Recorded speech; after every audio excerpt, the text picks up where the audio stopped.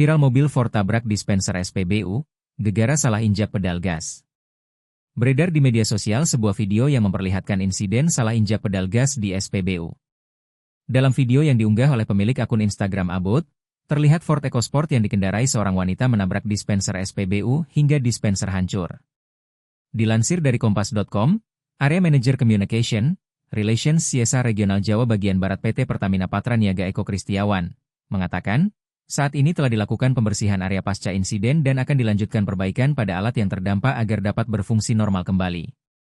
Kami mengimbau masyarakat untuk selalu hati-hati dan waspada saat melakukan pengisian BBM di SPBU, ujar Eko, saat dihubungi Kompas.com, Selasa, 25 Februari 2025. Kerusakan pada dispenser SPBU terlihat cukup parah. Saat ditanya mengenai ganti rugi, pihak Pertamina masih belum bisa memberikan jawaban.